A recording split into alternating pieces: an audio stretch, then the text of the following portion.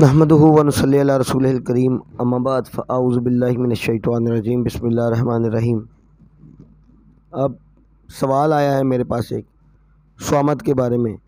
سوامت کی ویڈیو میں یہ میں نہیں اس لیے دے سکا کیونکہ اس کا تعلق ہی نہیں تھا سوامت کے ساتھ اس سوال کا، تو اس میں بھی ایک بڑا ہونے کی حیثیت سے میں ڈانٹوں گا اور بات کہوں گا کہ یار یہ غلط بات کرنے کی کیا ضرورت ہے بھائی۔ سوال یہ کیا ہے میرے بھائی، میرے پیارے، میرے دوست نے، کیا سوامت کے ساتھ کسی کے لطائف پہ بندش لگائی جا سکتی ہے؟ پہلی تو بات ہے کیا ضرورت پیش آ گئی کسی کے لطائف پہ بندش لگانے کی؟ لطائف ہیں کیا کسی عامل کو پتہ ہے لطائف کہتے کس کو ہیں اور یہ کتنا بڑا خزانہ ہے؟ دیکھو، پہلی بات یہ ہے کہ سوامت حروف کی ایک ترتیب ہے، بندشیں لگتی ہیں، بالکل لگتی ہیں۔ لطائف کے اوپر لگے گی یہ کس نے آپ سے بول دیا؟ لطیفے پہ بندش لگانے کی ضرورت کیا پڑ گئی کسی کو؟ لطائف جب جاری ہوتے ہیں نا تو وہ سوتے جاگتے حتیٰ کہ مرے ہوئے بندے کے لطائف بھی ذکر کرتے ہیں، وہ اللہ اللہ کا ذکر کرتے ہیں۔ اولیاء اللہ سے یہ چیزیں ثابت ہیں، وہ مشائخ کرام آج بھی دنیا کے اندر موجود ہیں جو جاری کرتے ہیں، اللہ کریم ان کے نظر کے ساتھ کرم کر دیتا ہے۔ تو اس ذکر کو روکنے کی بھائی ضرورت کیا پڑ گئی؟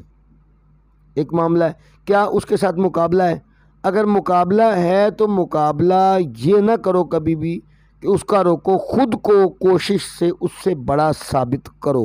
نہیں کر سکتے تو اس سے پوچھو کہ میں کیسے آپ جیسا بن سکتا ہوں، بلکہ اس کو پیچھے لانے کی کوشش ہے۔ دوسری چیز ہے کہ مومن کی جو چھاتی ہے یہ قرآن ہے، مومن کی چھاتی قرآن ہے، اس میں عالم امر کے جو لطائف اللہ نے رکھے ہیں اگر وہ جاری ہو گئے، آپ کس طریقے سے ان کو حروف سوامت سے باندھ لیں گے؟ پہلی تو یہ بات ہے۔ ذکر کیسے بندے گا؟ وہ بھی ذکر جو 24 گھنٹے جاری رہتا ہے اور یہ بندے کو اولیاء کی صف میں کھڑا کر دیتا ہے۔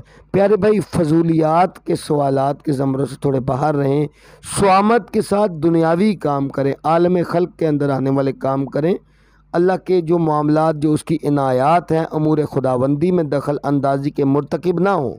آپ کر نہیں سکتے، امور خداوندی میں آپ دخل اندازی کر نہیں سکتے، لیکن دخل اندازی کے مرتکب بھی نہ ہوں، ان کی کوشش بھی نہ کریں، ایسے سوالات بھی نہ کریں جس کے لطائف ذاکر ہو جاتے ہیں، وہ شخص اولیاء کے اندر شمار ہوتا ہے، ایک چیز۔ اور دوسری چیز یہ ہے، میرا نہیں خیال کہ جس کے لطائف جاری ہوں گے وہ آپ کے ساتھ کوئی نقصان والا معاملہ کرے گا یا آپ کو کوئی تکلیف دے گا۔ جس کے لطائف ہی جاری ہوئے تو وہ ایک بالکل بردبار سی شخصیت ہو جاتی ہے اور وہ بہت زیادہ محبت کرنے والی۔